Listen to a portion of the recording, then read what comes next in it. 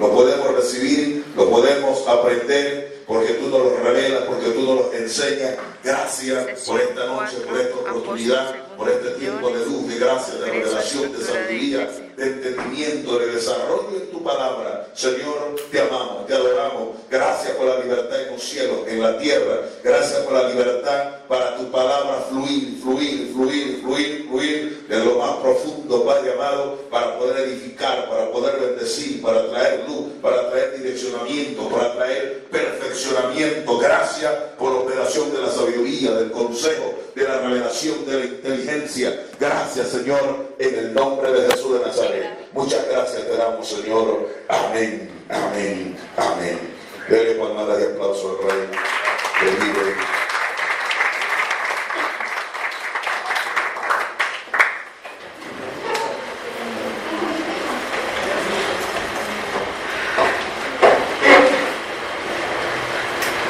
Decíamos en antes que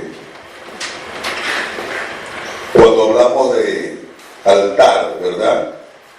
Cuando hablamos de altar o cuando hablamos de estructura, a la gente hay que establecerla en los principios de sacrificio.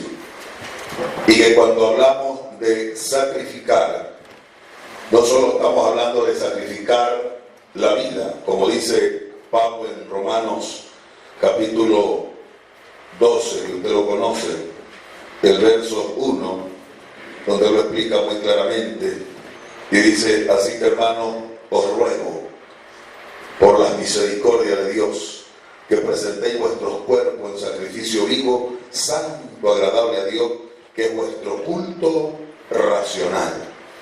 Ineludiblemente que este es un principio que se aprende no para un día, sino para toda la vida. Y este es el principio que viene desde atrás y que luego se establece en el Nuevo Testamento, y es un principio sobre el cual hay que crecer. Entonces, cuando hablamos de ser alguien que aprende a sacrificar en el altar, a rendir su vida, estamos hablando de que él tiene que aprender que en el altar se sacrifica todo, ¿verdad? Ineludiblemente que la primera área que vamos a sacrificar en el altar es la vida desarmada, desbaratada, descuadrada, desubicada, sin propósito, sin nada. La rendimos allí. Dios cambia, transforma, nos libera con su fuego maravilloso para podernos conectar al propósito eterno. Pero una vez que nos conectamos al propósito, hay que aprender a sacrificar una serie de cosas. Y por ejemplo, una de las cosas que hay que sacrificar es tiempo. Tiempo, porque el tiempo es vida. Tiempo. Tiempo para Dios, tiempo para orar, tiempo para estudiar, tiempo para trabajar en la obra. Tiempo para trabajar en la obra. Hay gente que tiene tiempo para todo, tiene tiempo para el burro, para el gato, para el perro, para el puerco, para todo, hasta para sacarse los piojos. Pero no tiene tiempo para Dios. No tiene tiempo para Dios. Significa que él no ha entendido que el tiempo es vida y que también hay que sacrificarlo, presentarlo, y habrá que hacer una serie de ajustes, pero yo tendré que sacrificar tiempo, vida, para servir al Dios Todopoderoso. Amén. También hay que sacrificar servicio. Hay gente que, mire, no sirve en nada. Para Dios no trabaja en nada. Nada, no aprendió y no quiere aprender. Y una de las cosas a la cual Dios nos llamó es, dijo el Señor, si yo como maestro y Señor he hecho esto, pues lo correcto es que ustedes lo aprendan. Entonces, todo hombre y toda mujer debe saber que él debe servir, y como tal tiene que ser enseñado, no importa el nombre que sea, la profesión que tenga, la posición que tenga, él tiene que aprender a servir. Limpiar los baños, limpiar el lugar, limpiar todo, o sea, a estar dispuesto al servicio, porque todo eso es parte del sacrificio. Hacerlo con gozo, hacerlo con alegría, con contentamiento, con felicidad. Aunque de repente hayan los problemas de las adversidades, pero cuando estoy claro que mi servicio es para el Señor, pues voy a esforzarme para poder hacerlo. El aprender a sacrificar ofrendas. La gente tiene que aprender a ofrendar. Tiene que aprender a ofrendar. Tiene que aprender que la ofrenda es parte del sacrificio que damos al Dios Todopoderoso. Y que la ofrenda tiene muchas causas, tiene muchas razones por las cuales damos. Y que cuando aprendemos a hacer estas cosas, significa, porque los grandes problemas que se generan en la vida cristiana está establecido porque la gente busca que Dios le dé. Y como decíamos ayer o antes de ayer, Dios no tiene problema en dar. Esa es su naturaleza, ¿verdad? Dios no tiene problema, Dios no tiene problema. Pero Dios quiere que sus hijos aprendan a dar. Aprendan a dar. El detalle es que la iglesia se establece bajo parámetros donde a la gente se le enseña a recibir y poco a dar. Entonces la gente se desarrolla bajo esos parámetros y luego es un problemón, porque la gente luego está enojada. No, Dios no me ha dado, Dios no me ha suplido, Dios no me ha provisto, tanto que yo me he sacrificado, tanto que yo he hecho, tanto que aquí, tanto que allá, y ya, o sea, empiezan a sacarle las cuentas a Dios. Señor, yo hice esto, debería recibir esto, pero tú no me has dado nada. Significa que tú eres un jefe injusto, no me has pagado.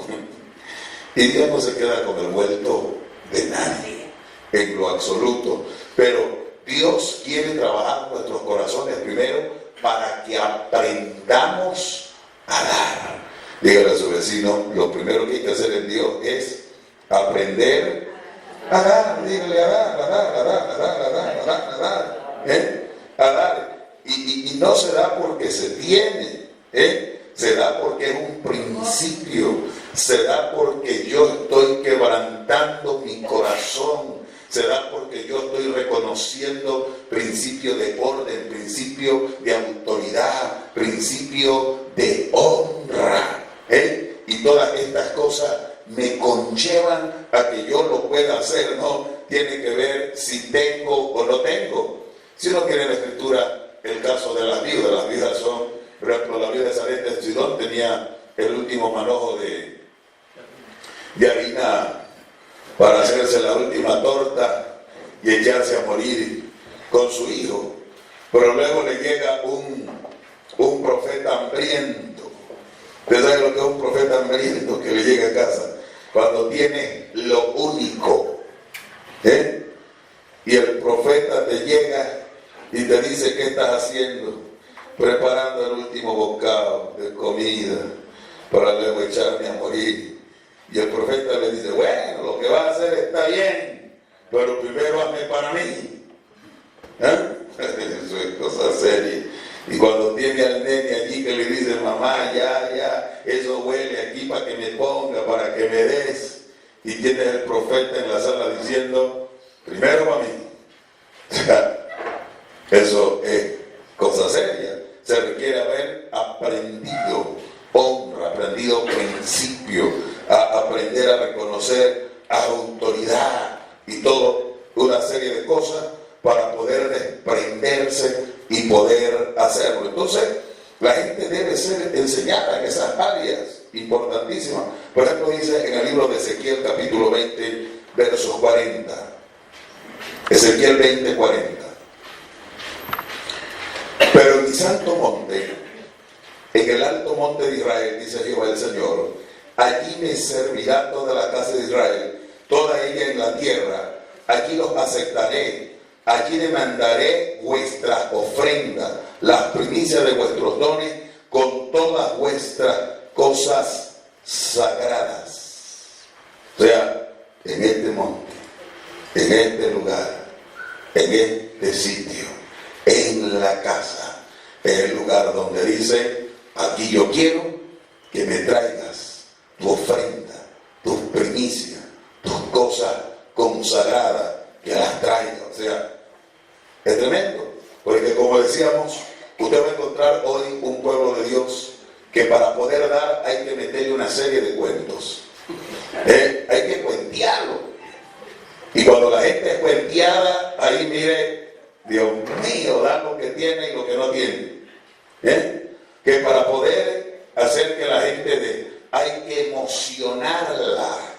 Hay que crear un ambiente emocional. Y cuando se crea ese ambiente emocional, la gente mire, Dios mío, y por eso la gente se hace estafar. Claro, por eso la gente se hace estafar. Entonces significa que ese pueblo que hoy día da, mañana estará quejándose que no recibió la recompensa de lo que dio, de lo que sembró, de lo que pactó sucesivamente. Porque no solo se trata de dar, el aspecto de ofrendar es un asunto de fe. Es un asunto de fe. Yo no doy porque soy Papá Noel, yo doy porque entiendo principio, yo doy porque entiendo honra, yo doy porque creo que el principio del reino funciona así, que al que da se le da medida buena, apretada, remecida y abundante. Yo doy porque entiendo que este es el terreno del reino y que si yo siembro yo voy a cosechar. Así que yo no puedo simplemente tirar la semilla y bueno, me olvidé allí, nada, se la comen los pájaros, hermano, se acaba. Yo debo sembrar con fe, porque hay gente que no tiene fe, hay gente que lo que da dice, ¿qué hace con mi plata? Él tiene una persecución de su plata. Si su plata está en la iglesia allí, está, y cuando la bajan, ¿para dónde la llevan? Se le pone ahí como un GPS y va siguiendo su plata, la metieron al banco y está, y la sacaron del banco. ¿Para dónde llevan? Hay gente que así que vive. Y lo correcto, ¿no? Yo una vez que sembré, ya sembré. Ahora que no me voy a olvidar. No se puede olvidar. Porque lo que siembra yo no me puedo olvidar. Porque yo debo manejarlo en fe delante de Dios. El detalle es que sembramos y nos olvidamos. El detalle es que cuando se siembra yo no me puedo olvidar porque yo tengo que hacer mis declaraciones, mis confesiones de fe por mi siembra. Porque el detalle es que no siembro para ver qué Dios me da. Dios determinó, quieres una cosecha al 30, quieres una cosecha al 60, quieres una cosecha al 100 por 1. O sea, Él puso los parámetros. Yo elijo qué es lo que quiero. Si quiero al 30, si quiero al 60, si quiero al 100, pero yo debo tan pronto como siembro, yo recibo mi cosecha por la fe. Así que una vez que siembro, una vez que pacté, Padre, recibo mi cosecha, mi fe me da para 30. Así que me anclo en 30. Padre amado, gracias, lo creo, te adoro, te bendigo, te glorifico. Voy yo a demandar su palabra, lo he hecho porque creo a su palabra, por eso honro mi casa. Porque miren, el aspecto de ofrendar. Usted y yo a Dios no lo hemos visto, menos que usted haya tenido una visión, una revelación donde Dios se le apareció, gloria a Dios por eso. Pero el detalle de seguir a Dios es un asunto de fe. Por eso le digo el Señor al incrédulo, que se lo pone como el más incrédulo, ¿cómo es? A Tomás, le dijo, bienaventurado Tomás los que no vieron y creyeron. Mientras menos veo, mejor creo. El detalle es que nos desesperamos por querer ver, para luego creer y ya lo que se vea que creerlo. Entonces seguimos a Dios por la fe. Él nos ha dado señales suficientes de que Él es real, de que Él es vivo, de que Él existe, y por ello caminamos y por ello avanzamos. Pero cuando empezamos nosotros a mirar toda esta realidad, ¿qué es lo que miramos? Porque uno puede decir, yo sigo a Dios, pero cuando Dios tú lo viste, no lo has visto. Lo sigo por la fe, correcto, pero yo por la fe acepto que este es el cuerpo de Cristo.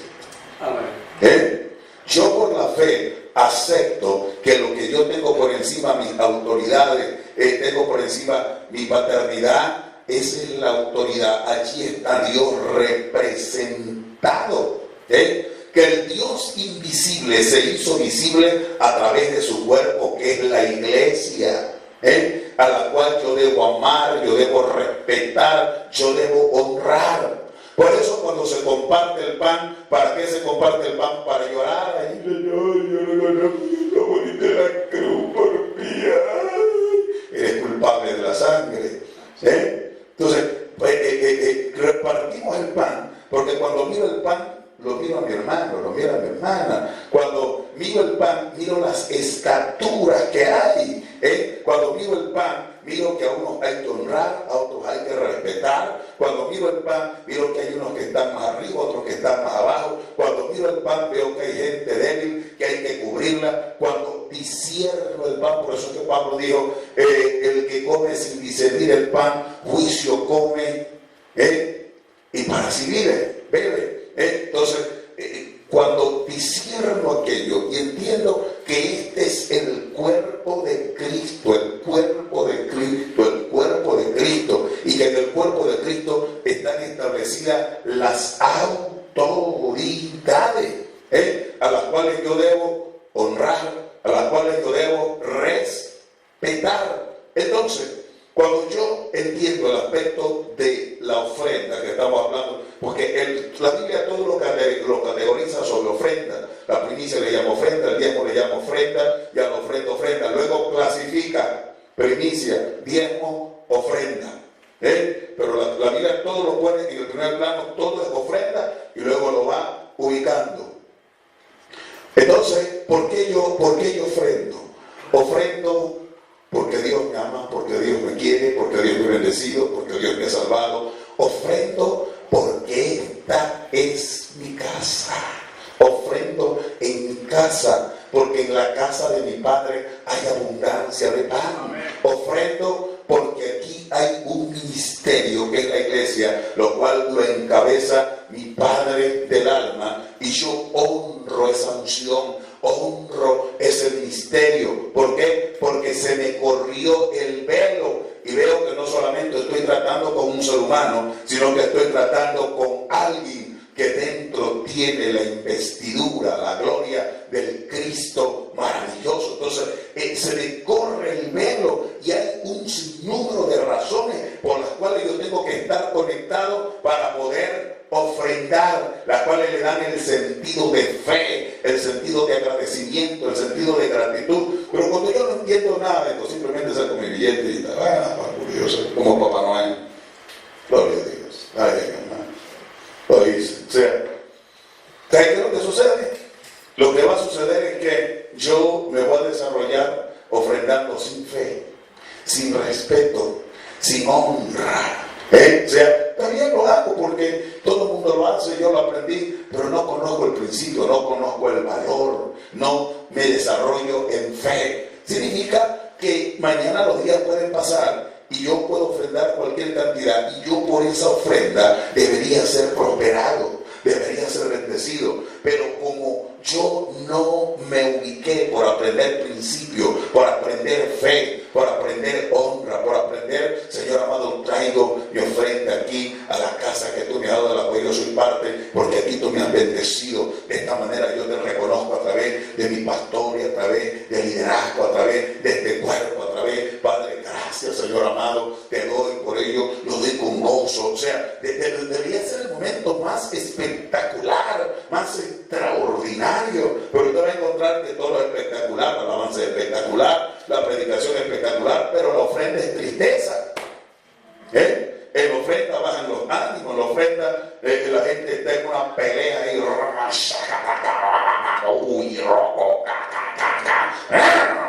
porque se le quiere salir un billete grande, regresa para abajo, diablo, de repente ahora hay poder. Hay gente que batalla, o hay gente que eso es como la iglesia católica, todas las veces lleva la misma ofrendita y ya tiene 2 años, 3 años, 4 años y él ya está de esa manera consagrado, ¿verdad? Pero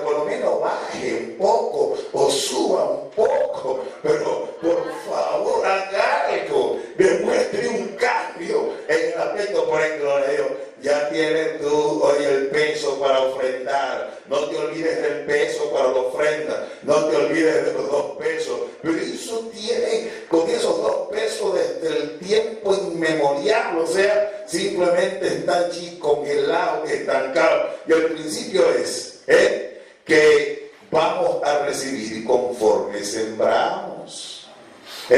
Pero todo el aspecto de la ofrenda está vinculado a mi casa, a que yo aquí conozca a Dios, se me revele Dios, se revele ese Dios a través de mis autoridades, y yo tenga una respuesta de honra, de respeto, de adoración, de agradecimiento. Porque hay gente que por enlace siembra ofrendas tremendísimas, llega gente y le siembra ofrendas tremendísimas, pero a su casa sus pastores nunca. Todo el mundo toma leche y el pobre pastor nada, hermano.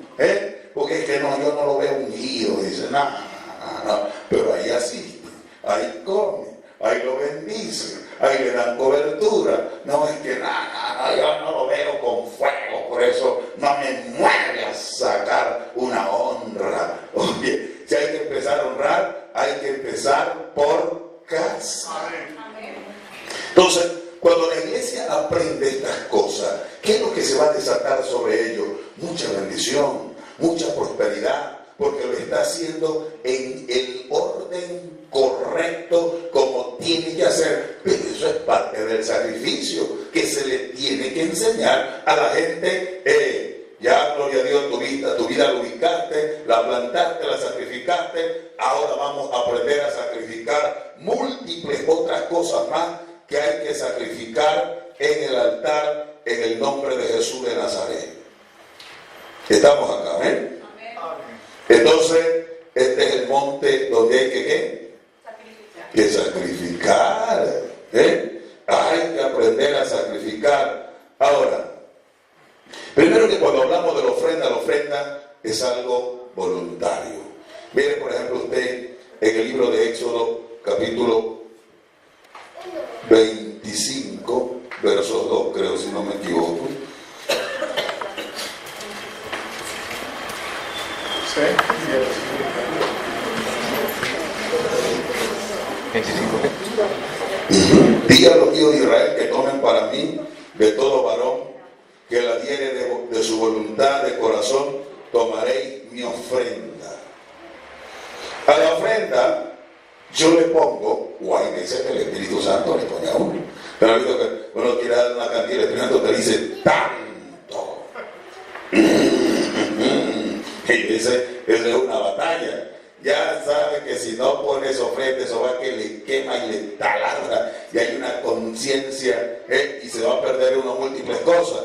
Entonces, la ofrenda es algo voluntario, es algo que deben hacer. Por eso habla que la diere de corazón, de corazón. ¿Por qué? Porque al darla de corazón es porque yo estoy reconociendo. Estoy reconociendo su presencia, estoy reconociendo su favor, estoy reconociendo honra, estoy reconociendo un mundo de cosas, y eso me va a llevar a yo poder dar la ofrenda de corazón. Estamos acá, ¿ven? Así que la ofrenda, ¿cómo hay que darla? Hay que darla de corazón, hay que darla de corazón, hay que darla de corazón.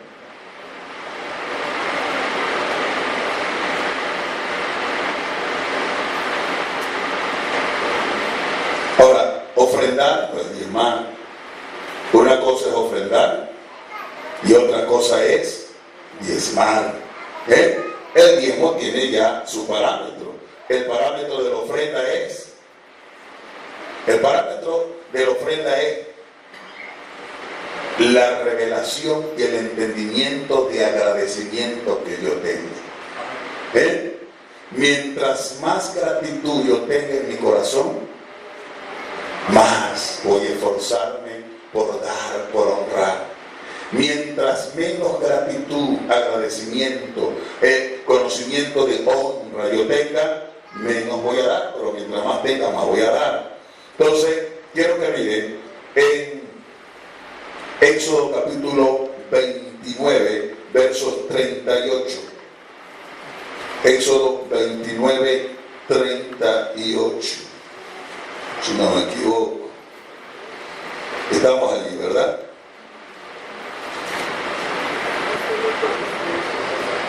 ¿Estamos allí, sí? Y esto es lo que ofreceréis sobre el altar: 2 corderos de 1 año cada día, sin interrupción. Ofreceréis un cordero a la mañana y el otro cordero, dígalo en 29, ofreceréis a la tarde, a la caída de la tarde. Además, 1/10 de pan de efa de flor de harina amasada, con la cual, ¿sí? Léalo. Con la 4ª parte de aceite de olivas machacadas. Para la libación, la 4ª parte de un hin de vino. Eso. Y ofrecerás el otro cordero a la caída de la tarde, haciendo conforme a la ofrenda de la mañana, y conforme a su libación en olor grato, ofrenda encendida a Jehová. Sigan. Esto será el holocausto continuo. Miren, esto será el holocausto continuo por vuestras generaciones a la puerta del tabernáculo de reunión de Jehová, en el cual me reuniré con vosotros para hablaros allí. Esto es lo que da fundamento a la ofrenda y da la autoridad para poder manejar ofrenda a cualquier hora. Esto se estableció perpetuamente por todas las generaciones. Por eso se sacrificaba por la mañana y se sacrificaba por la tarde. Por eso la iglesia, en toda reunión que tiene, si tiene 2, 3, 4, 5 reuniones, tiene la autoridad para poder recibir, sacrificar ofrenda. ¿Por qué? Porque Dios lo ha establecido, porque su gloria, porque su gracia, porque su poder están establecidos sobre aquello, en el nombre de Jesús de Nazaret. Denle palmadas de aplauso al Rey que vive.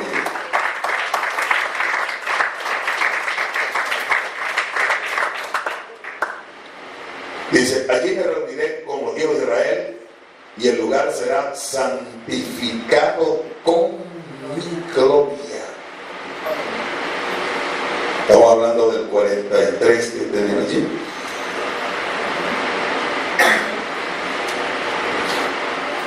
O sea, cuando esto se hace, si se lo hace como tiene que ser, hay un peso de gloria. Porque ¿cuál es el detalle de hacerlo? Por fe.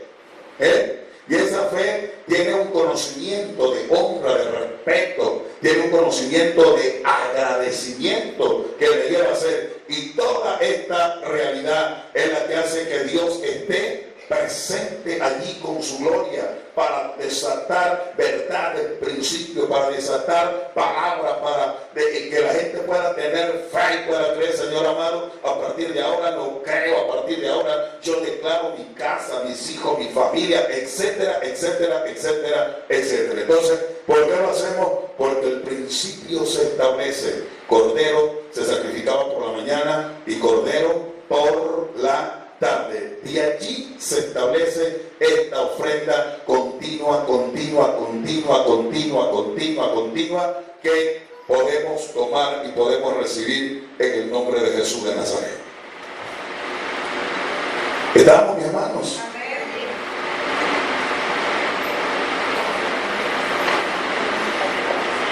Entonces, una cosa es diezmar, otra cosa es ofrendar. Ahora, la ofrenda no es un mandamiento en el Nuevo Testamento, sino un privilegio. Aquí se establece como un mandamiento en el Antiguo Testamento, pero en el Nuevo Testamento es el privilegio que yo tengo. Aleluya. Ahora, es tremendo porque el manejar la ofrenda va a desatar una serie de cosas. Por ejemplo, mire usted lo que es Mateo capítulo 5, verso 24, por favor. 5:24, proyectelo allí.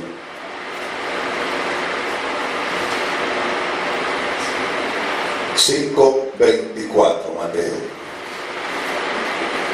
Deja allí tu ofrenda en el altar, delante del altar, y anda y reconcíliate primero con tu hermano, y entonces ven y presenta tu ofrenda. Es impresionante aquello. Ahora, ¿por qué es que por medio de ella yo estoy obligado a estar en paz? No, a mí no, hermano, me cae mal, porque de todas maneras ofrendo. Va a caer en manos del diablo. Los alguaciles pueden echarle mano y los pueden aprisionar. No puedo yo estar en guerra con otro, porque es que la ofrenda lleva vinculado mi corazón, lleva vinculado mi actitud, lleva vinculado mi fe. Por eso es que uno va a encontrar que Dios al pueblo de Israel le dice: cansado estoy de luna nueva, cansado estoy de vuestras fiestas de reposo, hastiada está mi alma, las aborrezco. ¿Por qué? Porque la gente estaba ofrendando, estaba sacrificando sin el espíritu de fe, sin el espíritu de respeto, sin el espíritu de honra. Y cuando eso se hace, simplemente es una religiosidad que se hace. Aparentemente delante de los hombres yo estoy quedando bien. Por eso es que el Señor Jesucristo le dijo: no hagáis proclamar trompeta. O sea, no haga para que la gente te vea, para quedar bien delante de la gente. O sea, hazlo para agradar al Dios Todopoderoso, porque si lo haces de esa manera ya tienes tu justicia, la recompensa del cielo se acabó. Entonces, ¿qué es lo que miramos aquí? Que la ofrenda es delicada. Delicada en el sentido que estoy sacrificando, porque cuando estoy ofrendando, no solo estoy ofrendando algo, mi vida está representada allí. Esa ofrenda vale porque yo estoy vinculado, porque mi fe, mi amor, mi obediencia, mi gratitud, mi reconocimiento están establecidos allí. Entonces, cuando nos preocupamos por crecer en aquello, ¿por qué no tiene que hacer un recuento de su vida? Desde que, primero, desde antes que conociéramos a Cristo. Dios ha sido bueno, re bueno. Pastor, usted no sabe cuánto he sufrido, pero no te moriste, está vivo. ¿Verdad? De seguro que lo que sufriste porque había un kilo de maldiciones y iniquidades que te traía al mundo de desgracia y de cosas por el estilo a tu vida y sucesivamente. Pero, ¿cuál es el detalle de aquello? Que estás vivo. Entonces, cuando miramos de allá hacia acá, ¿qué es lo que nosotros vamos a encontrar? Vamos a encontrar un mundo de cosas que Dios ha hecho. Ahora, cuando estamos aquí en su gracia, cuando estamos aquí en su camino, si no hemos podido prosperar más allá, es porque no hemos aprendido a manejar el principio como tiene que ser hecho. Reconociendo, respetando, honrando, siendo agradecido por mi casa, siendo agradecido por la gente que Dios ha puesto para bendecirme, para ministrarme, para enseñarme, teniendo esa respuesta de reconocimiento, esa respuesta de honra. Entonces, cuando ofrendo, mire, eso está cargado de gloria, eso está cargado de presencia, eso está cargado de un mundo de cosas que el cielo no se va a quedar con nada en lo absoluto. Mire entonces, 2 de Corintios 8, versos 1 al 9. Vamos a mirar varios versos. El ofrendar, nadie ofrenda porque es Papá Noel. El ofrendar correctamente es una gracia. 2 de Corintios, capítulo 8, versos 1 al 9. Vamos a ir mirando despacito allí. Estamos allí, ¿no? ¿Sí? Así mismo, hermanos, os hacemos saber la gracia de Dios que se ha dado a la iglesia de Macedonia. Que en grande prueba de tribulación, la abundancia de su gozo y su profunda pobreza abundaron en riquezas de su generosidad. Mire, no se trataba si tenían o no tenían. Dice, pues doy testimonio de que con agrado han dado conforme a su fuerza y aún más. Mire, esta gente tenía problemas. Pero el problema no frenó porque ellos tenían generosidad, tenían reconocimiento, tenían fe. El siguiente, por favor. Pidiéndonos con mucho ruego que les concediésemos el privilegio de participar en este servicio para los santos. Los apóstoles, al mirar la condición de ellos, por favor, no. Ellos dijeron, no. Un pobre, ese no tiene para dar. pero nosotros estamos pasando por una tribulación, por una prueba, pero tenemos la riqueza de la generosidad, porque ese es el detalle, esa es la gracia de Dios derramada sobre un hombre, sobre una mujer que reconoce, que honra, que es lo que Dios hace, desata esa gracia, ese favor, que es tener un corazón agradecido, que es tener un corazón generoso, que es poder ver a Cristo en todo lo que se da, en todo lo que se ofrenda, en todo lo que se hace. También le doy a los hombres, pero aquí yo estoy viendo al Cristo de la gloria, porque entiendo que todo lo que hago de obra o de palabra tiene que ser hecho para el Señor. Entonces, como no, dice, y como no lo esperábamos, sino que así mismo se dieron primeramente al Señor, porque ese es el detalle, primeramente al Señor. Si yo no trato mi vida con Dios, mi corazón, mi vida de reconocimiento, de agradecimiento, si no trato mis dudas, mis miedos, mis incredulidades y todo ese mundo de cosas, cuando llega la hora de dar, yo tengo un problema dentro de mi corazón.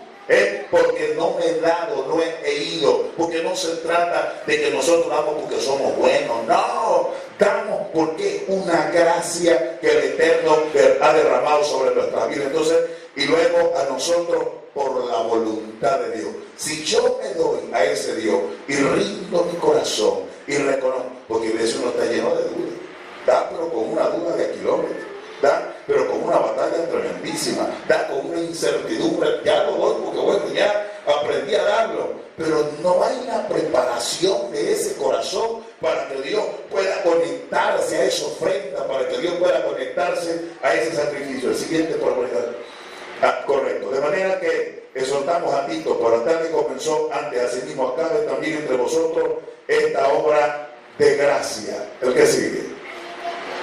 Por tanto, como en toda abundáis en fe, en palabra, en ciencia, en toda solicitud y en vuestro amor para con nosotros, abundad también. Ahora, ¿cuál era el detalle? Que la iglesia de Corintio había empezado y se había estancado, porque ellos se quedaron en todo el espejismo de los milagros, de las señales, de las liberaciones. Gloria a Jesucristo, aleluya, milagros, señales, y eso está bien. Pero se habían descuidado de esta área, se habían descuidado de la generosidad. Entonces le dice Pablo, mire, no quiero que cuando los hermanos de Macedonia, que de verdad están pasando por una prueba de tribulación y de escasez, aquellos lleguen a vosotros, se den cuenta que ustedes no están como ellos y sin embargo son descuidados, son irresponsables. No quiero que se vayan a sentir mal, así que les envío a Tito para que lo que se empezó se lo termine, para no terminar avergonzado frente a los hermanos de Macedonia. Por tanto, como en toda abundancia en fe, en palabra, en ciencia, en toda solicitud, en vuestro amor para con nosotros, abundad también en esta gracia. O sea, mire, es una gracia, es una gracia. Y yo tengo que orar para que Dios me dé gracia para ser generoso, para que Dios me dé gracia para honrar, para que Dios me dé gracia para poder hacerlo. Porque cuando tenemos plata y cuando hay abundancia, gloria a Jesucristo, aleluya, alabado Dios, qué lindo. Pero y cuando llega el día de la escasez, y cuando no nos alcanza, si no trabajamos la generosidad, señores, antes yo diezmaba porque me alcanzaba, pero ahora tengo que barrer con diezmo y todo, porque usted sabe la situación que estoy atravesando. Hermano, antes yo ofrendaba porque tenía, pero ahora tengo un año por la gracia del Señor, que no ofrendo, pero el Señor sabe. Ahora, ¿qué es lo que pasa? Él era generoso mientras tenía esa generosidad, no provenía de Dios, provenía de sus capacidades, de sus habilidades. Por eso, todo lo que nosotros tenemos tiene que ser rendido en el altar. Ríndele tu título, ríndele tu profesión, ríndele tus hijos, ríndele tu vaca, ríndele tu buey, ríndele tu carro, ríndelo todo. Señor, aquí está, santifícalo, toma dominio de esto, tanto externo como interno, Señor. Si un día tú me lo pides, yo simplemente soy administrador, porque si no nos entra el espíritu de gato, mío. Pero dice, dámelo, mío.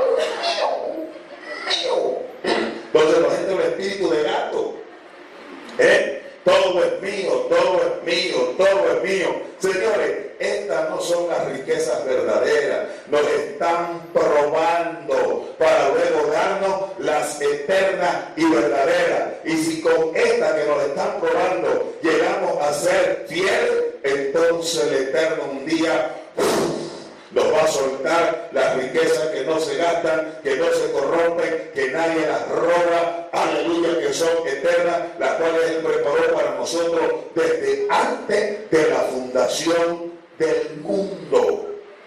Ahora Pablo dice, no hablo como quien manda, sino para poneros a prueba, por medio de la diligencia de otros, también la sinceridad. Y cuando uno lee aquello, aparecen una serie de cosas. La sinceridad de vuestro amor.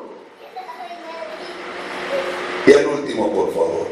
Porque ya conocéis la gracia de nuestro Señor Jesucristo, que por amor a vosotros se hizo pobre siendo rico, para que vosotros con su pobreza, que fuese enriquecido. O sea,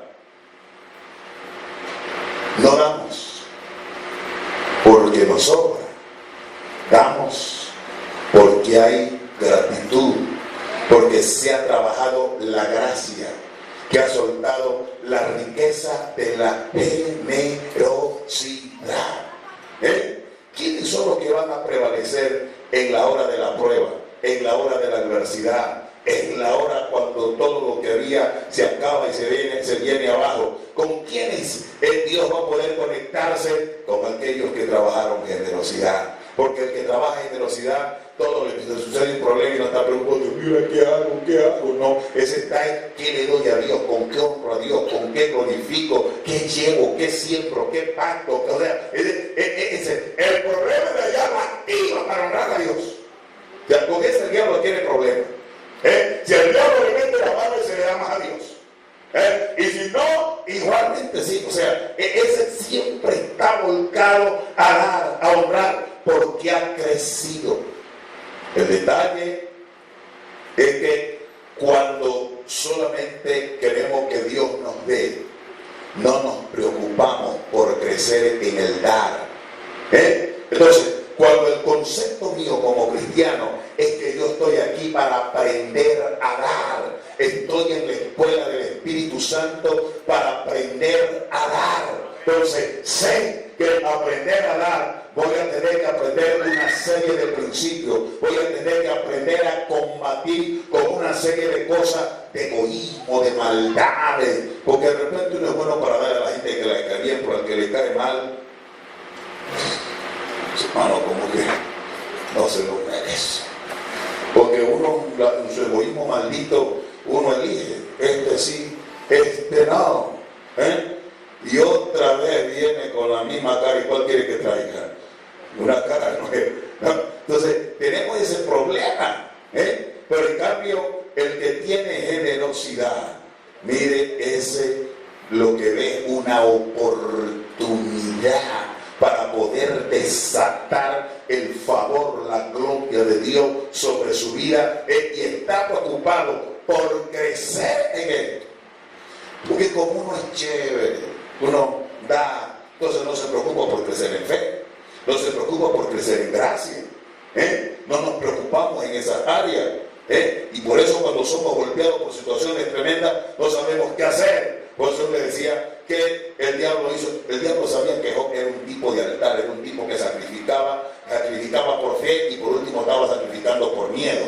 Pero Job era capaz de sacrificar lo que encontrara por delante. Por eso lo primero que hizo Satanás con Job fue quitarle todo lo que tenía, porque dijo, a este no hay que dejarle ni un burro, ni un chivo, ni una vaca, porque si no levanta un altar. Lo dejó cruzado de manera que dice, ay, yo no sé qué me pasa, tengo problemas con mis hijos, tengo problemas con mi trabajo, estoy atravesando un problema. Oye, tu problema no es el problema, tu problema es que no estás levantando altar, tu problema es que no estás sacrificando, tu problema es que no estás reconociendo a aquel que te puede sacar de ese problema.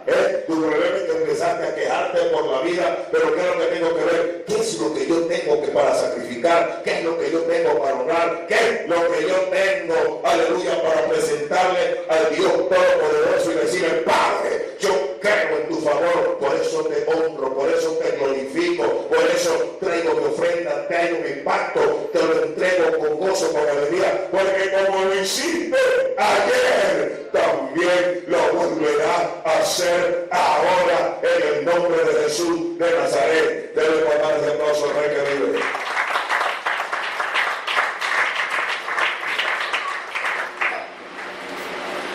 Entonces a la gente hay que enseñarle eso. El detalle es que no se lo enseñamos. La gente dice: ¿y qué es eso? Ofrenda. Entonces también se mete la mano y va. Y lo hace porque todo el mundo lo hace. Pero no hay el mentor, el tutor, hay que estar: mira, esto es por esto, por esto, por esto, para esto, hay que prepararse así, hay que hacerlo así, hay que hacerlo acá, no te descuides. O sea, no, simplemente él va a la iglesia y lo hace porque todo el mundo lo hace. Por inercia se levanta y lo hace, gloria a Dios, se siente contento, se siente feliz, pero su corazón no ha sido trabajado, no ha sido enseñado, no tiene mayor luz, no hay quien le enseñe que eso se llama sacrificar ofrenda. Él no ha entendido la connotación, no ha entendido que eso es una actitud de fe, que no se lo hace solo porque se tiene, y se le muestra en la Escritura como gente en las condiciones más tremendas que estaban atravesando, no fue un impedimento para honrar al Dios Todopoderoso en el nombre de Jesús de Nazaret. Porque mire, uno tiene que buscar: no tengo plata como darle, pero mire, déjenme en el local de la iglesia, yo lo voy a limpiar porque es la ofrenda. No tengo, Padre, yo lo voy a limpiar, yo lo voy a poner, no tengo ni para comprar los detergentes, déjenme por favor, pero Señor, esta es mi ofrenda que te ofrezco, por ahora no tengo, pero Señor, yo no me quiero quedar sin el privilegio de presentarte mi ofrenda delante de ti, agradar. O sea, es algo que se tiene que aprender, donde hay que aprender a hacerlo con esa luz, con ese entendimiento, con esa generosidad, donde estoy conectado a honrar. ¿Estamos acá? Entonces, esta es un área muy interesante que se le tiene que enseñar al nuevo. El nuevo debe aprender eso. Él lo debe aprender de primera mano, para que cuando vaya creciendo no se le complique la vida, porque él aprendió a dar. Por eso es que dice que más bienaventurado es dar que recibir. O sea, pero de repente nosotros solamente somos felices cuando recibimos. Gloria a Dios, hermano. Gloria a Dios, hermano. El Señor me solo los testimonios son de todo lo que hemos recibido. Pero no testifica, hermano. Me tocó dar una ofrenda, fue una batalla tremenda, pero vencí la maldad de mi corazón, vencí al diablo desgraciado ese, no me robaba la oportunidad, lo hice en el nombre de Jesús de Nazaret. Mire, todo hay que sacrificarlo, la mujer hay que sacrificarla, el marido hay que sacrificarla delante de Dios. Y hay mujeres que dicen: mi marido también lo puedo sacrificar, pastor.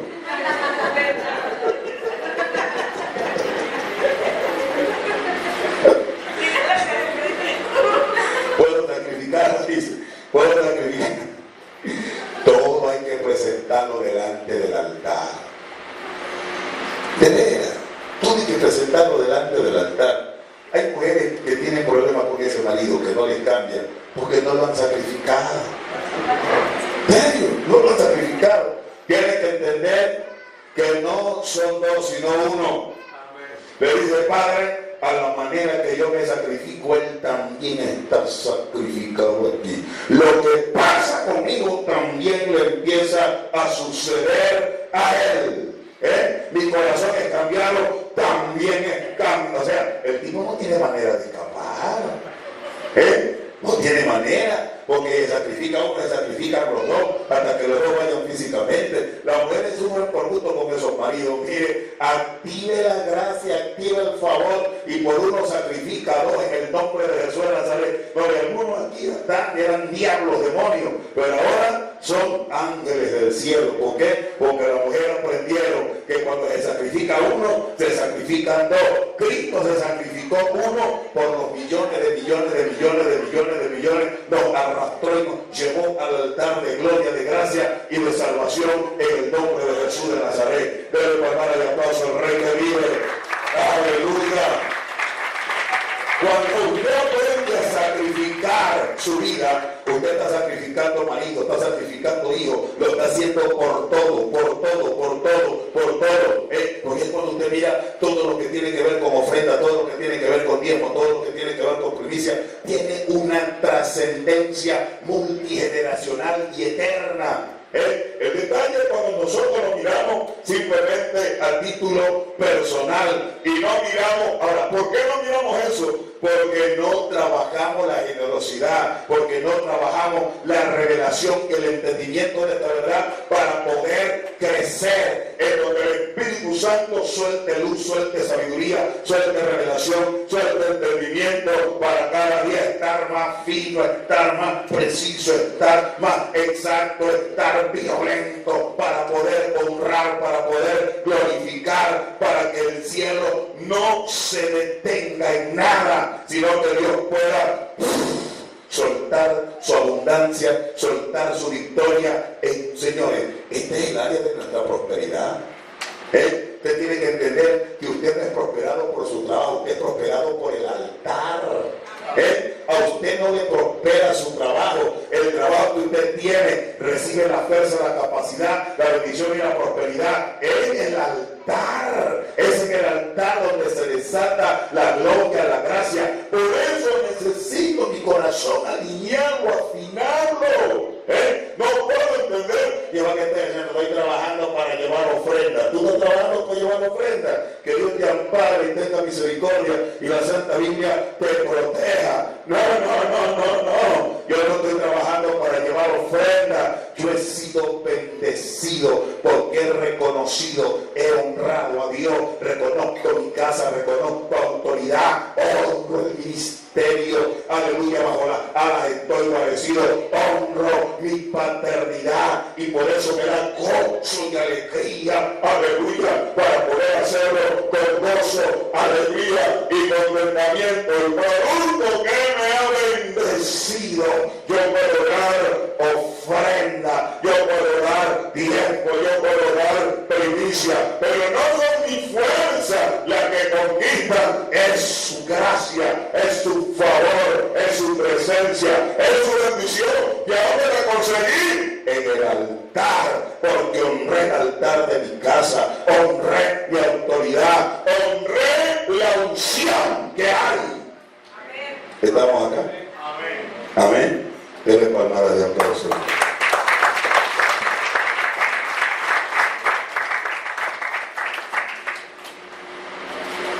Termino aquí para pasar al otro. Me dicen cuando pare. Miren.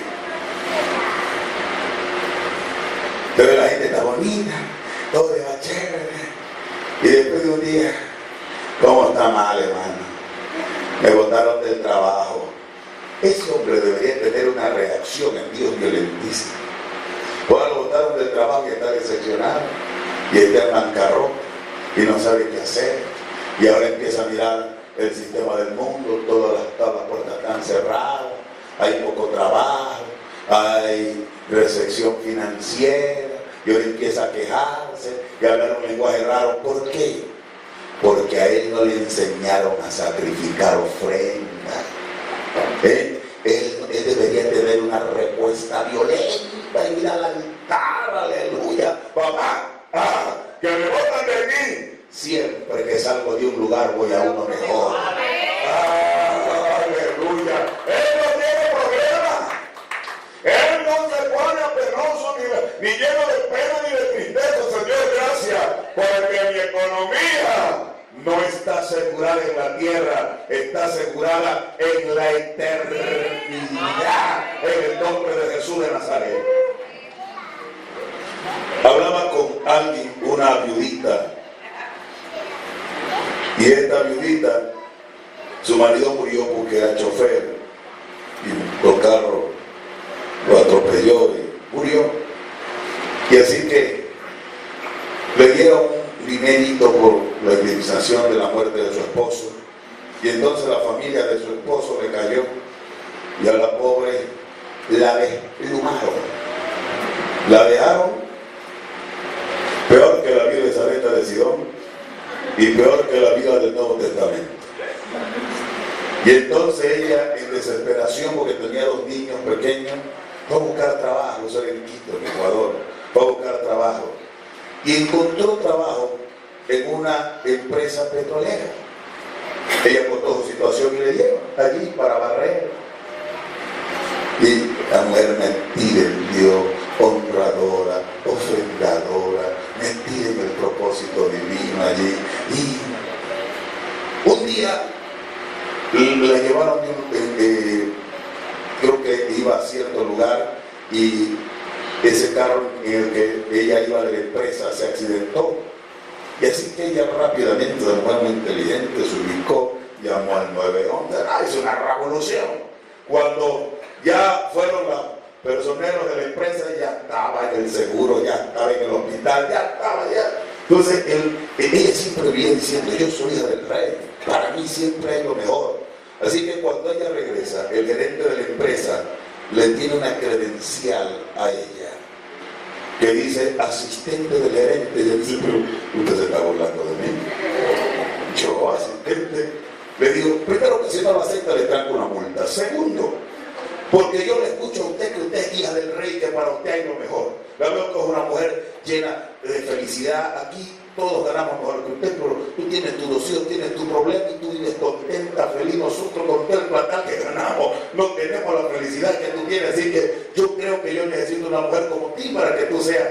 Me dice: pastor, y ahora yo tenía la 21 y chulla única mula de rock, y para ser la asistente del gerente, le digo: Padre amado, ¿y ahora qué voy a hacer? Una gringa la llama y le dice: ven. Dice: mira, mis familiares me enviaron 2 baúles de ropa, y cuando las voy a ver no son de una grandota, no son de mi talla, y te miré a ti te quedan. Me dice: tenía ropa ahora para cambiarme cada 10 minutos.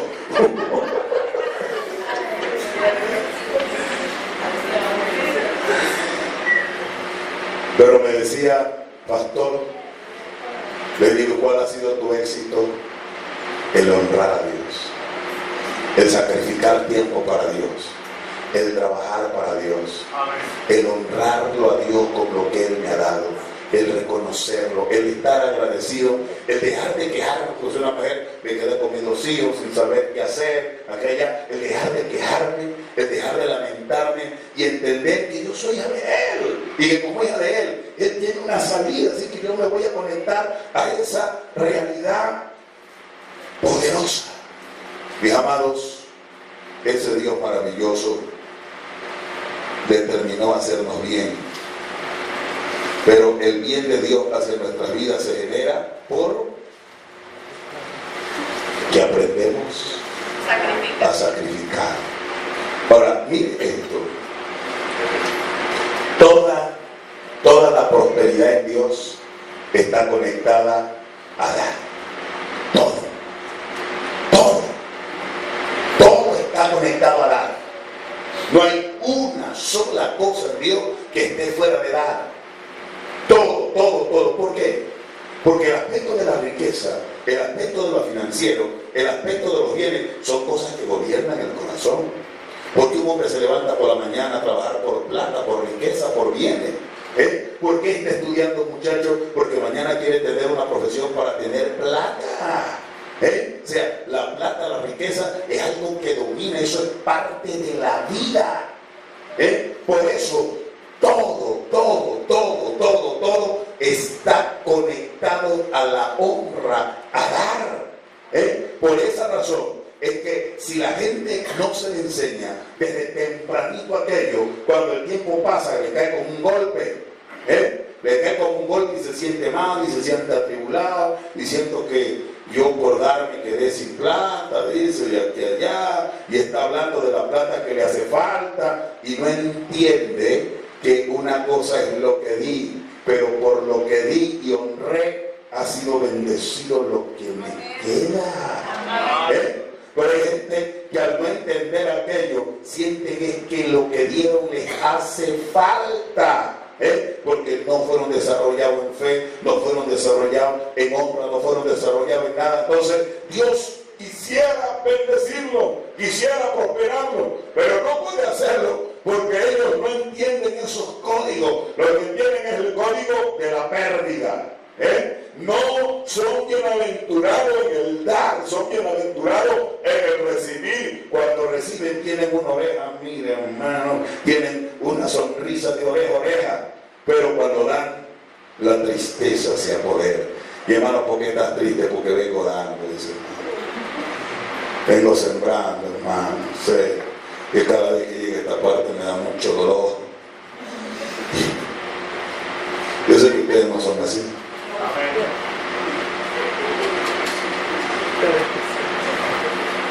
Aleluya. Bien, vamos a dejar la ofrenda entonces y vamos a irnos al diezmo. Vamos a dejar la ofrenda y nos vamos a transportar al diezmo bendito.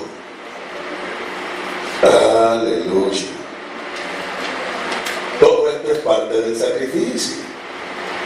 Así de simple y sencillo.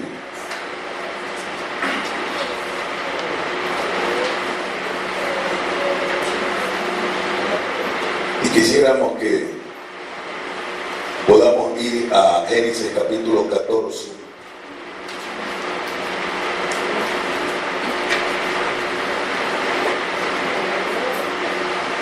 Génesis capítulo 14.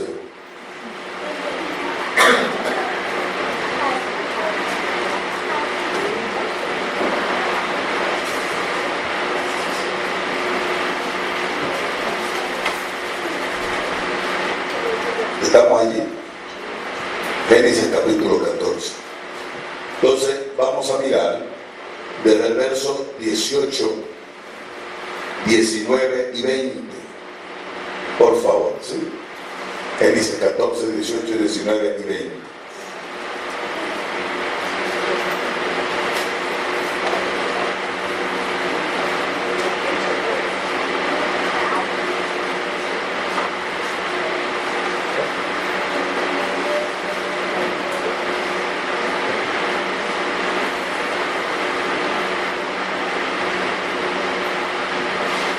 ¿Verdad? Entonces Melquisedec, rey de Salem y sacerdote del Dios Altísimo, sacó pan y vino. El siguiente. Y le bendijo diciendo: bendito sea Abraham del Dios Altísimo, creador de los cielos y de la tierra.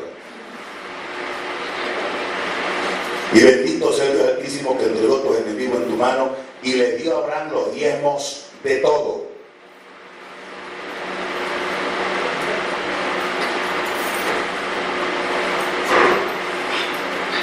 Impresionante.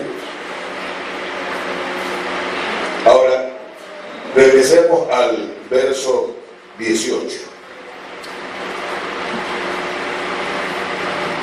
Entonces Melquisedec, rey de Salem y sacerdote del Dios Altísimo, ¿qué sacó? Pan y vino. Sacó pan y vino. Pan y vino. ¿Qué sacó? Pan y vino. Pan y vino, dice que sacó este sacerdote para recibir a Melquisedec. Lo recibió a Abraham con pan y vino. Mire, es impresionante lo que aquí sucede, porque ineludiblemente que se le está sacando pan y vino, está sacando los elementos de la cena, o los elementos del pacto, o los elementos de la comunión, o el cuerpo de Cristo. Ahora, es tremendo, porque es aquí donde Lot desaparece para siempre de la vista de Abraham. ¿Y por qué desaparece? Porque cuando Lot ve que Abraham le lleva el diezmo a Melquisedec, mire, eso eran toneladas de oro, de plata, de cobre, miles de vacas, de ovejas, de bueyes, de camellos. Y dijo Lot, Dios, ¿y eso para quién? Para el sacerdote. Para el sacerdote. Ahora, inevitablemente, que cuando hablamos de este sacerdote que no tiene principio de día ni fin de día, no es nada menos ni nada más que Zen. Es Zen el que está allí representando a Cristo. Es Zen. Entonces, es tremendo porque le dice Lot, tío, todo eso. Sí, hijo, todo eso. Tú sabes que cuando salimos de Arán, yo tenía par de burras nada más. Pero en el caminar, el Dios Altísimo me ha prosperado. Así que si aquí encuentro este sacerdote que es mi cobertura, que es mi tata, que es mi padre, que es la revelación de Jesucristo, yo debo honrar. Ahora, es tremendo, porque cuando usted mira el hebreo, cuando habla la palabra pan allí, la palabra pan, esa palabra pan allí, y ahorita que usted va a ver en todas las áreas, lo que significa es alimento, comida, sucesivamente. Pero exclusivamente allí, en el hebreo, significa pan de guerra. Exclusivamente allí significa pan de guerra. Ahora, ¿cuál es el detalle? Aquí, Abraham gana una de las guerras y de las batallas tremendas, terribles, poderosas, extraordinarias y sobrenatural. Porque cuando llega ya al 21, le sale el rey de Sodoma y le dice, solo dame la gente y llévate toda la riqueza. ¿Usted sabe lo que es esa propuesta? No eran dos cositas. Eso era mucha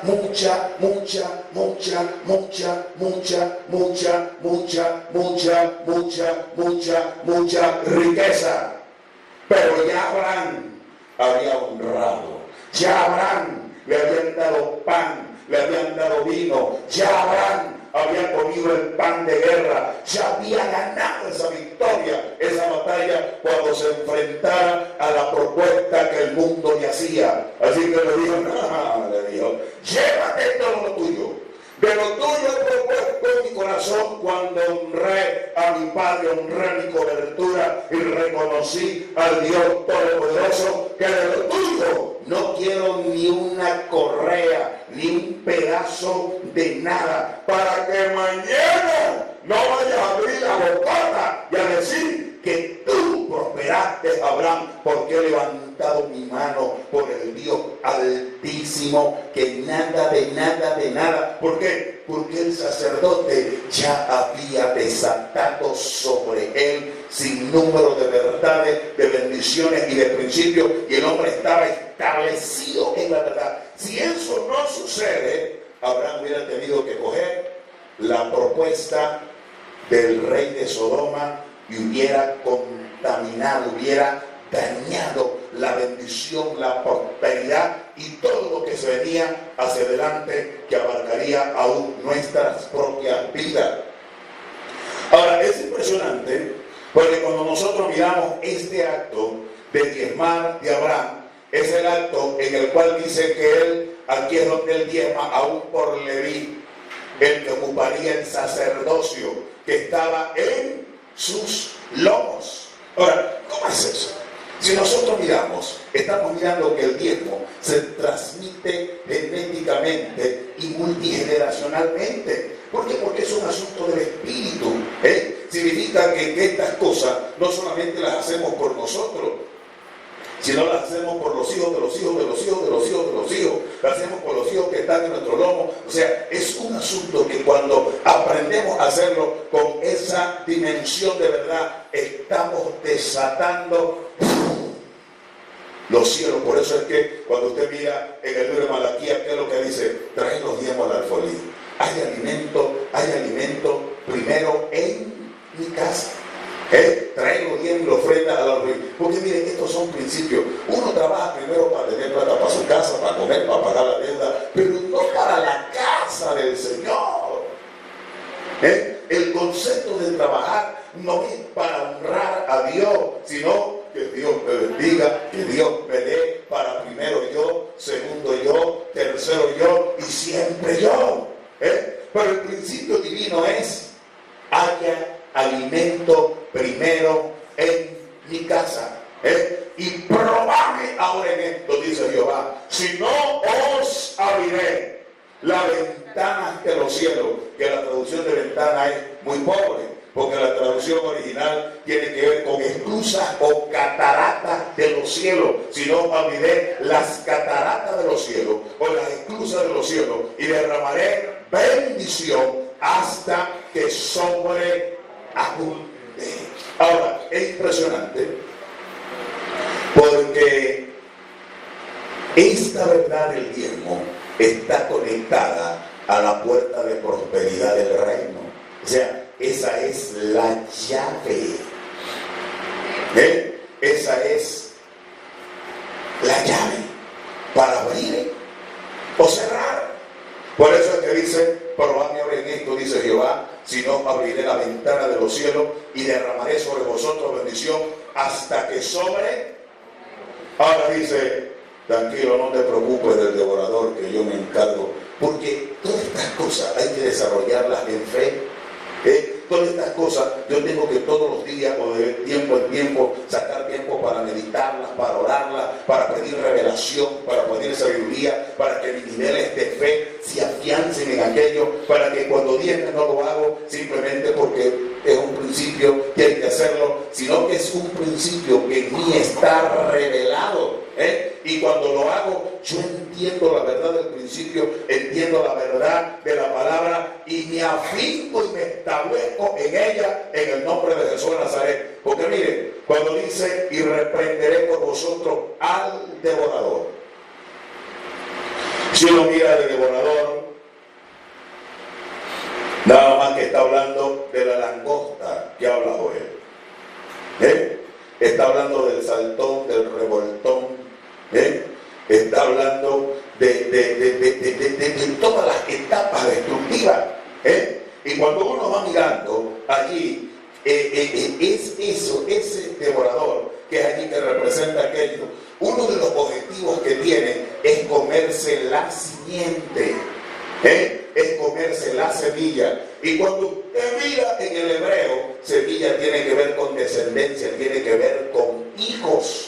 O sea, no solamente tiene que ver con abordar el aspecto financiero, sino que una vez que se come la florcita que se ve arriba, se va por arrancar la raíz, por destruir todo, por dañar la simiente. Entonces, cuando entendemos este mundo de verdad y lo hacemos como tiene que hacer, mire, no solamente está asegurada la bendición, no solamente está asegurada la prosperidad. Por eso es que el principio que se establece con Abraham, uno va a encontrar que Abraham, cuando lo hace a un Leví que estaba en sus lomos, es bendecido para que pueda ocupar el sacerdocio. Entonces, cuando manejamos estos principios, ¿ve? Porque uno ora por los hijos, que Dios los guarde, que Dios los proteja, que no se los lleve el diablo, y Señor amado, Padre querido. Oye, cuando tú entiendes la revelación de lo que es diezmar y todo aquello, y tú diezmas, tú le estás diciendo: diablo, mis hijos no los puedes tocar, porque Jehová me ha dicho: tranquilo, mi hijo, tranquilo, hija, yo me encargo de ese devorador, no podrá tocar tu simiente, no podrá tocar tu descendencia, no los podrá arrebatar. Ellos cumplirán propósito para lo cual yo lo determiné y lo establecí desde la eternidad en el nombre de Jesús de Nazaret. Denle palmas de aplauso al Rey de Reyes.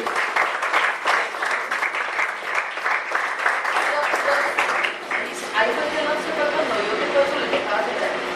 Claro, cuando lo vio aquello dijo, no, así no se vale esto. Tanto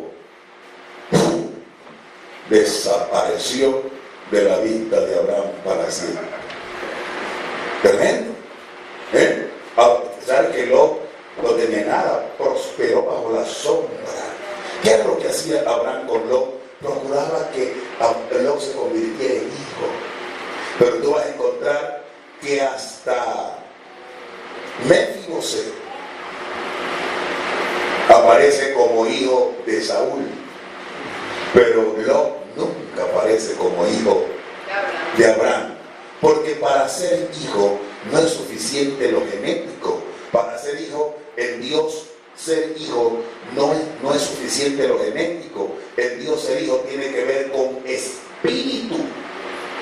Por eso tú te encuentras que Dios le dice a Abraham, sacrifícame a Isaac, tu único hijo, a quien tú amas. Tu único, él tenía dos. ¿Cuál es la diferencia? Que Ismael no tiene el espíritu de Abraham. Ismael más bien quiere violarlo a Isaac, quiere hacerle maldad. Pues cuando se mira ahí el hebreo y todo aquello, esas son las intenciones, es endemoniado, endiablado. Otra vez encontré esos árabes todos promiscuos y todos endemoniados y todos endiablados allá. Entonces, él no tiene el espíritu de Abraham, él tiene el espíritu de la egipcia. Por eso le dice, sacrifícame aquel que tiene tu espíritu. Sacrifícame aquel que tú amas. Sacrifícame aquel en el cual tú te ves reproducir y te ves crecer y te ves. Eso quiero que me lo traiga, porque si hubiera hecho Ismael con ojos cerrados, ya tranquilo, de esa cosa, te la presento.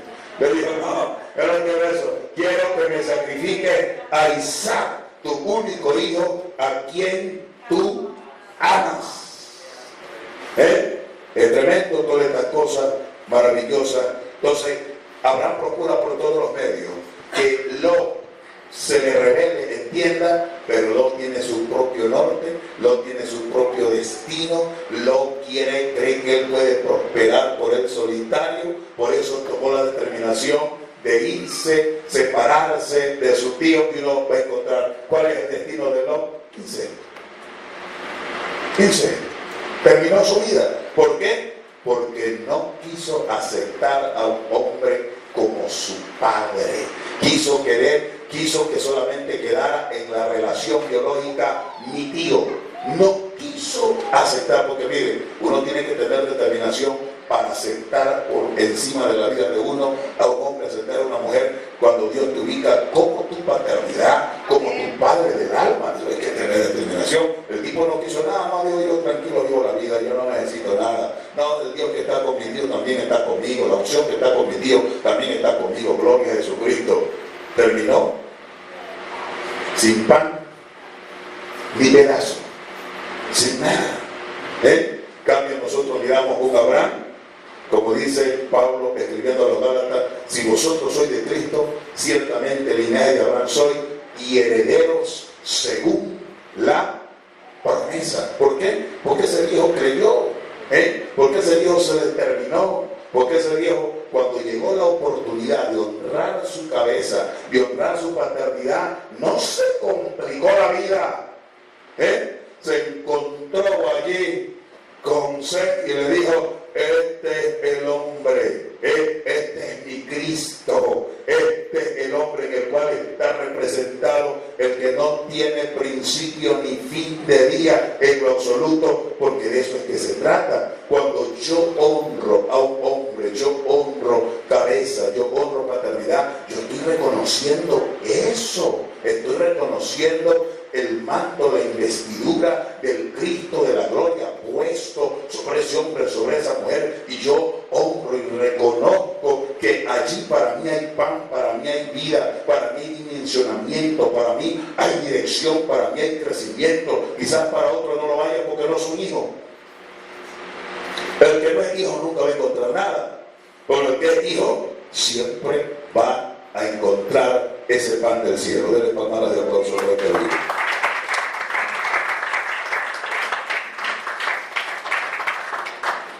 Dígame usted, ¿tenemos tiempo todavía? 9:20. No tenemos tiempo entonces. Correcto.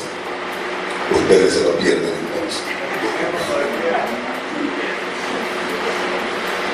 Porque tenemos la parte más determinante, que es la primicia.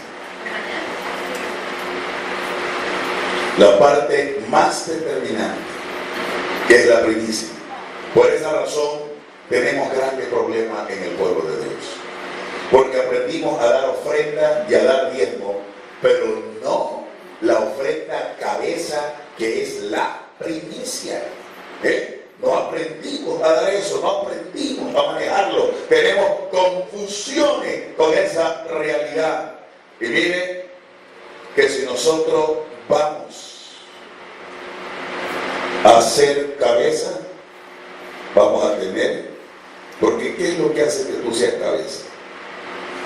El ser cabeza no es porque yo declaro, yo soy cabeza. La Biblia dice que yo soy cabeza. La Biblia dice que yo soy cabeza porque yo puedo vivir de cabeza. Claro, se es cabeza por un principio de primicia.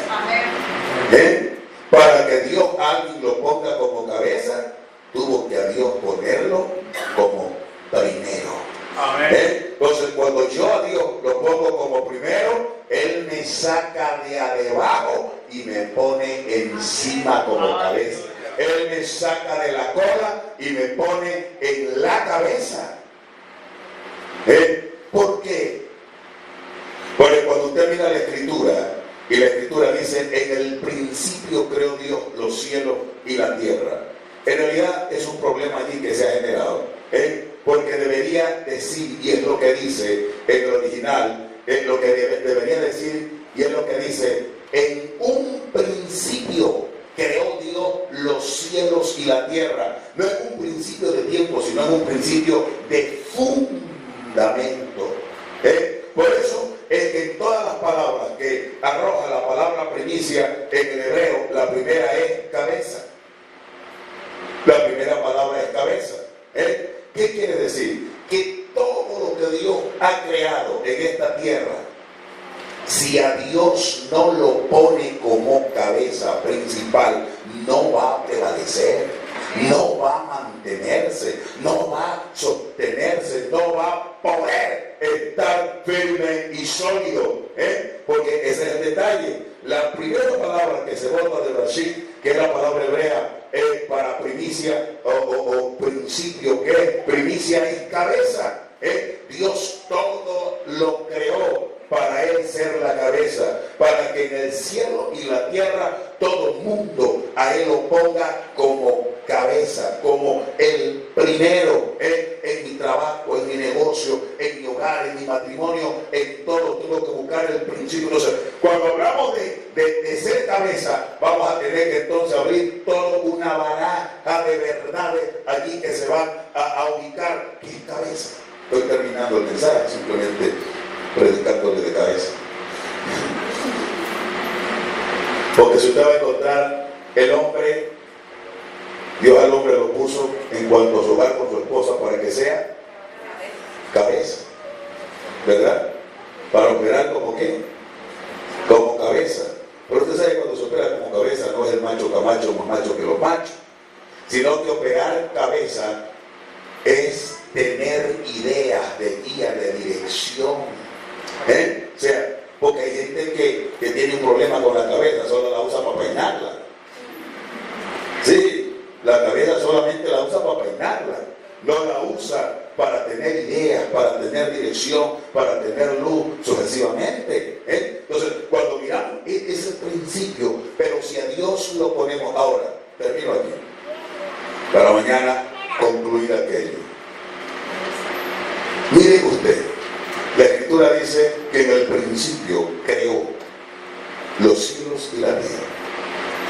¿Qué tiene que ver con el aspecto de este principio? Este principio es uno de los principios que cuando lo ejecutamos se activa la capacidad creadora.